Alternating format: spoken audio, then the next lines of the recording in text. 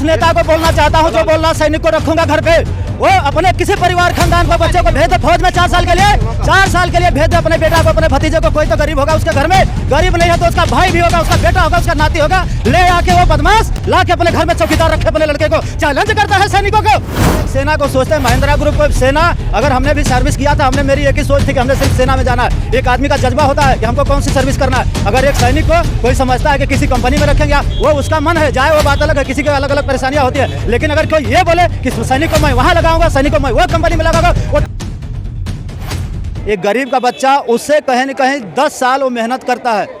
जब पैदा होता है तभी से उसको बताया जाता है बेटा तुम्हें आर्मी। अभी एक और खबर आ रही है कि महिंद्रा ग्रुप ने भी बोल दिया है कि जो अग्निवीर हैं उनके लिए मौका मिलेगा महिंद्रा ग्रुप में। धिक्कार है ऐसे लोगों को जो एक सेना को सोचते हैं महिंद्रा ग्रुप को सेना।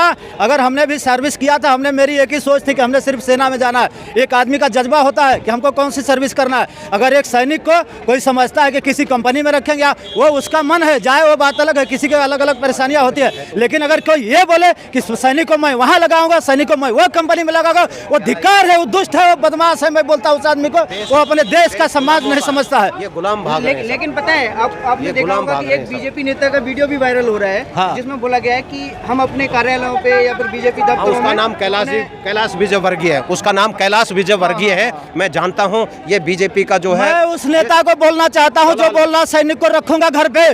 वो अपने किसी परिवार खानदान को बच्चे को भेज दे फौज में 4 साल के लिए भेज दे अपने बेटा को, अपने भतीजे को। कोई तो गरीब होगा उसके घर में, गरीब नहीं है तो उसका भाई भी होगा, उसका बेटा होगा, उसका नाती होगा। ले आके वो बदमाश ला के अपने घर में चौकीदार रखे अपने लड़के को, चैलेंज करता है सैनिकों को। मैं ऐसे आदमी को नहीं समझता हूँ, महा गद्दार हो सकता है देश का। नहीं, वो तो ये कह रहे हैं कि जो लोग बोल रहे हैं ना कि 4 साल के बाद से कहाँ जाएंगे अग्निवीर, तो वो कह रहे हैं हम मौका देंगे उन्हें। वो मौका नहीं चाहिए हम लोगों को। अब मैं तो बता रहा हूँ ये सेना को कमजोर कर रहे हैं सेना को। मैं ऐसे लोगों को धिक्कार करता हूँ। हमारे एक सैनिक की तरफ से ऐसे लोग, गंदे लोग इस देश में रहने लायक नहीं है, जो विदेशी नीतियों को लेके आते हैं हिंदुस्तान के अंदर। हिंदुस्तान एक विश्व गुरु हुआ करता था, सोने की चिड़िया होती थी। लेकिन इन लोगों की वजह से आज देश का बेड़ा गर्क हो गया है।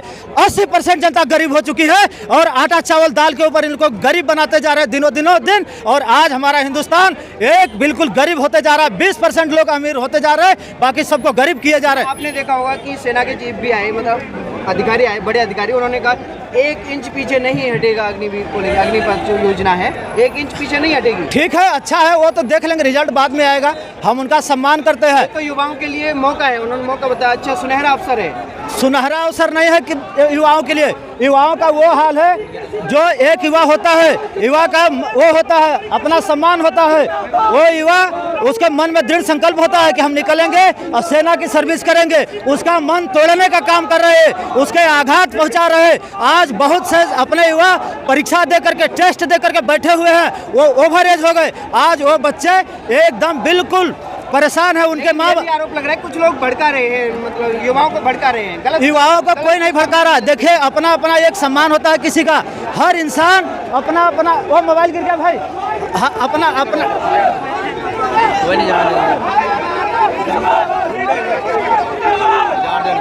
तो कहीं न कहीं ये अंधकार में सरकार, इस सरकार को अभी तक पता नहीं है। इसलिए मैं इनको कहना चाहूँगा, अपने प्रधानमंत्री जी को, अपने मुख्यमंत्री जी को। आपने एक और चीज सुनी होगी कि कहा जा रहा है कि विपक्ष भड़का रहा है, गलत रास्ते पे डाल। कोई विपक्ष ने क्या बोला था? क्या 4 साल की नौकरी करो युवाओं की और ये रेल सब जगह चलाना शुरू कर देंगे? विपक्ष ने बोला था? कोई नहीं बोला था। इनको ये काम करना था तो पहले जिन बच्चों ने परीक्षा दिया है, टेस्ट दिया है, उनका रिजल्ट निकालना था, उनको बहाली अनफिट करना था। इसके बाद देश में मैसेज डालना था कि ये काम हम 4 साल के निकालेंगे सैनिकों का। जिसकी इच्छा होती आए, जिसकी इच्छा होती है नहीं आए। ये चीज आज नहीं होता। लेकिन ये भी तो बोल रहे हैं कि 20 लाख रुपए मिलेंगे अग्निवीर को। कोई 20 लाख रुपए में अपना रोजगार कर लेगा। क्या 20 लाख बताए आप? जो सेना की सर्विस जो पेमेंट देंगे, आधा तो उनके भी तो बच्चे पीछे होंगे, उनके माँ बाप होंगे। 10 लाख 11 लाख जो बोले लास्ट में मिलेगा, वो क्या है? उस 10-11 लाख का क्या होगा बताइए आप? वो तो बीच में अपना पढ़ाई छोड़ करके सेना में जाएगा, आगे क्या करेगा वो? उसकी पढ़ाई भी छोड़ गया। 10-11 लाख में आप बताइए आपका घर चलेगा? वो तो आएगा। 21 साल का युवा के पास में जब 20 लाख तक का बजट होगा तो वो अपना कुछ भी कर सकते हैं। अगर इतना फायदा 20 लाख, तो मैं बोल रहा हूँ अपने घर के बच्चों को भेज के काम कराए ना, क्यों नहीं करा रहे हैं? अब 15 लाख भी तो दिए थे, 15 लाख दिए थे ना, उसी खाते में आएंगे 12 लाख भी, जिसमें 15 लाख मिले थे। आपको मिल गए? मुझे तो मिले नहीं। आपको मिलेगा? बिल्कुल किसी को नहीं मिला। तो इसकी कोई गारंटी नहीं है। ये अभी सिर्फ अभी जो बोला जा रहा है तरह तरह की मतलब कंपनियां, जो अभी महिंद्रा ग्रुप ने भी बोल दिया है कि हम मौका देंगे अग्निवीरों को, तो उसे भी आप कैसे देख रहे हो? नहीं, आप महिंद्रा एक सेना का वीर इतनी मेहनत करके महिंद्रा ग्रुप में काम करेगा। आप उसके संघर्ष के साथ, उसकी जो तपस्या जो उसने 5-10 साल की है, नहीं, उसके साथ मजाक कर रहे हैं ये आप। जो बोल ना 4 साल बाद क्या करेंगे, कोई मौका नहीं है, तो इस वजह से उन्होंने कहा है कि हम मौका तो देंगे। आप बताइए ना, प्रधानमंत्री 71 साल की उम्र में प्रधानमंत्री बने बैठे हैं, वो क्यों नहीं रिटायरमेंट ले लेते? सांसद, राज्यसभा सांसद 6 साल के लिए, विधायक 5 साल के लिए, सांसद 5 साल के लिए, और आप कह रहे हैं कि जवान केवल 4 साल के लिए।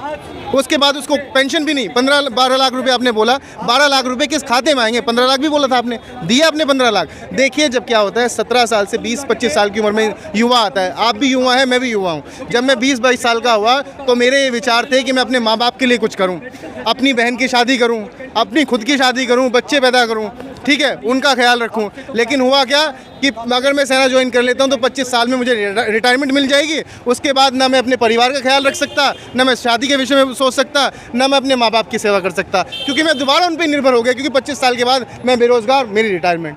तो ये जिस तरह की जुमलेबाजी की जा रही है, जो हिंसा हो रही है, आपने देखा कि बिहार में ट्रेनों में आग जो लगाई गई, इसे आप कैसे देखते हो? बिल्कुल, जो बच्चे हैं जो हिंसा कर रहे हैं, पहले तो मैं उन बच्चों से कहूँगा हाथ जोड़ करके कि भाइयों, ये देश का बर्बादी कर रहे हैं आप, देश को बर्बाद न करें। हाँ, मैं मानता हूँ कि उनके दिल पर ठेस पहुँचा है, उन्होंने इतनी तैयारी करी है। कोरोना काल को लेकर के 2-2 साल तक, 3-3, 2.5 साल तक उनकी भर्ती नहीं हुई, उनकी एज निकल गई। मैं कहता हूं, अगर आपने सेना की सर्विस को रोका है तो इसके बीच में आप हर चीज़ को रोके होते, इलेक्शन भी नहीं कराए होते।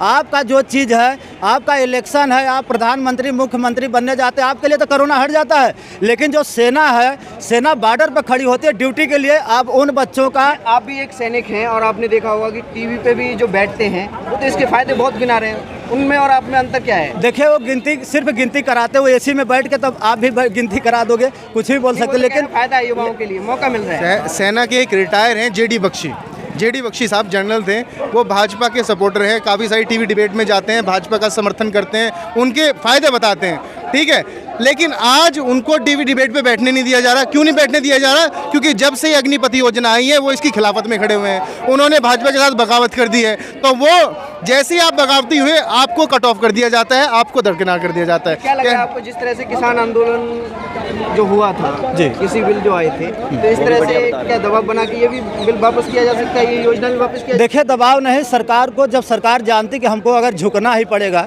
अगर किसान आंदोलन 1 साल 3 महीना तक रहा और सरकार को झुकना पड़ा, अगर आप जानते हो कि हमें झुकना ही पड़ेगा, तो मैं तो कहता हूँ भाई, पहले से आप इस बात को मान जो, युवाओं को परेशान ना करें। नहीं, युवा जब एक तरफ अगर हो जाएगा तो आपको परेशानी के सिवाय कुछ नहीं आएगा। युवा जब नाराज़ हो रहा है, ट्रेनें जला रहा है, नुकसान कर रहा है। ये भी कहते हैं कि आप 75% पे ध्यान दे रहे हो, 25% पे भी ध्यान दो, सक्षम बनो।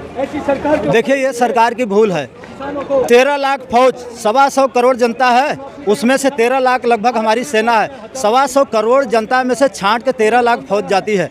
आज 4 साल की जो फौज है और जो 25 साल 30 साल सर्विस कर रहे हैं, उनके में और इनके में क्या फ़र्क नहीं होगा? 4 साल में आपका 11-12 महीने तो हो जाता है, ट्रेनिंग हो गई 6 महीने, 3 महीने ट्रेनिंग हो गई, इसके बाद बाकी छुट्टी हो गई 3 चौके 12 महीने, टोटल हो गया 11-21 महीना। अब बताइए, अब वो सैनिक जैसे आएगा अंदर सेना के अंदर, फिर वो क्या सोचेगा? अब तो हमारी सर्विस खत्म होने वाली है, उसके दिल पर क्या ठेस पहुंचेगा? वो मन लगा के ड्यूटी करेगा? आप ही बताएं। एक चीज़ बताऊं आपको, जो सैनिक होता है, सेना की कुछ चीज़ें ऐसी सिक्योरिटियां होती है कि जो बाहर शहर नहीं की जाती है। इस तरह से भरमार अगर कर देंगे तो हो सकता है हमारी कहीं न कहीं सिक्योरिटी भी लूज होगी। बहुत मतलब इसका असर खराब पड़ेगा सेना के ऊपर, देश के ऊपर। हमारी सरकार होती है, प्राइवेट ही होती है। हर चीज़ प्राइवेटाइजेशन किए जा रहे हैं। जिस दिन अडानी अंबानी देश के अंदर लड़ाई हुई, और सरकार तो होती है कि अपनी ट्रेन भेज देती, हवाई जहाज़ भेज, जिस दिन अडानी अंबानी मना कर देंगे, उस दिन देश का क्या होगा?